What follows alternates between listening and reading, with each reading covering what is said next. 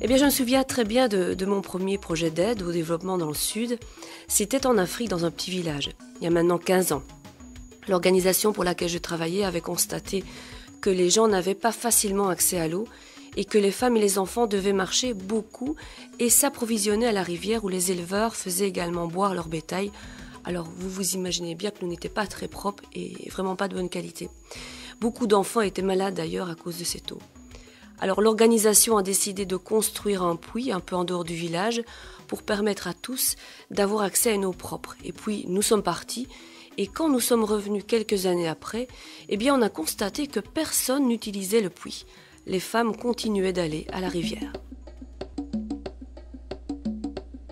Et oui, je me rappelle, c'était à peine il y a 15 ans. Et donc ce projet, c'était la réalisation d'un puits. Et donc, oui, ce qui était naturellement la bienvenue pour nos populations où on avait des difficultés d'eau.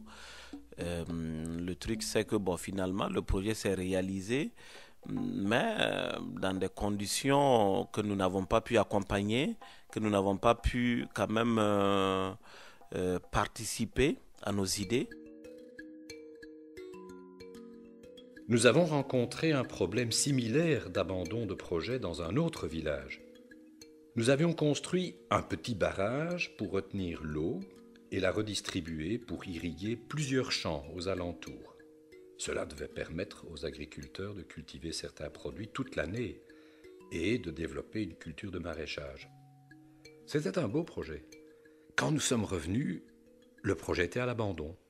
Nous avons appris que les tranchées avaient commencé à se fissurer et ne permettaient plus de détourner l'eau vers le barrage de retenue. Quand les canalisations ont cédé, beaucoup d'eau a été perdue.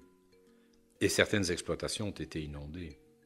Et sans le barrage, les petites productions agricoles ne pouvaient plus être suffisamment irriguées durant les périodes de sécheresse.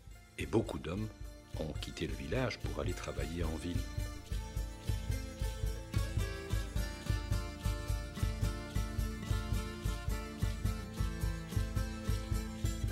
Ah oui, les barrages. Ça a été une belle idée. Pendant plusieurs mois, nous avons pu irriguer nos exploitations.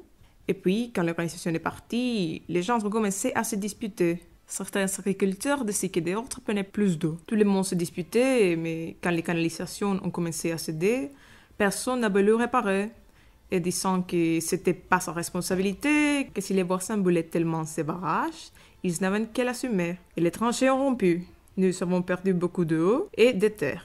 Des hommes de chez nous sont partis en ville. J'ai entendu dire que dans un autre village, une organisation avait constitué un comité de gestion.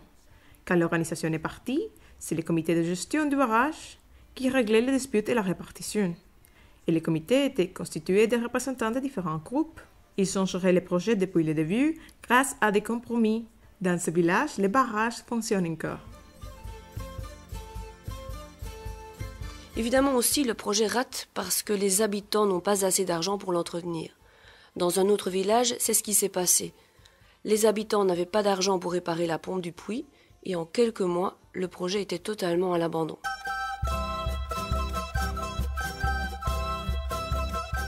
Comment voulez-vous qu'on le fasse pour remplacer la pompe? Nous vivons avec 2 euros par jour et une bonne pompe coûte entre 50 et 100 euros. Personne n'a voulu ou ne pouvait contribuer à la réparation. Et puis certains ne comprenaient pas pourquoi il fallait payer pour une pompe alors qu'il y a de l'eau gratuite à la rivière. Mais bon, l'eau de la rivière n'est pas propre. C'était un grand débat dans le village. Finalement, il y a ceux qui ne savaient pas payer et il y a ceux qui ne voulaient pas payer. Tout le monde s'est déresponsabilisé. Dans le village où il y avait un comité de gestion, eh bien, ce sont les gens du comité de gestion qui expliquent pourquoi il y a une pompe et pourquoi l'eau de la rivière n'est pas potable. Ils récoltent aussi tous les mois un peu d'argent, donc quand il faut payer des réparations, ils sont déjà en réserve financière.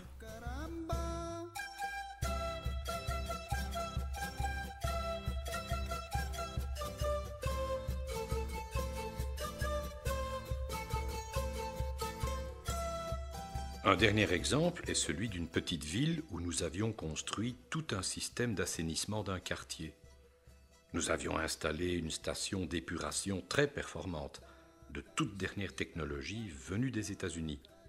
Pourtant, le projet n'a pas tenu plus de 2 ans.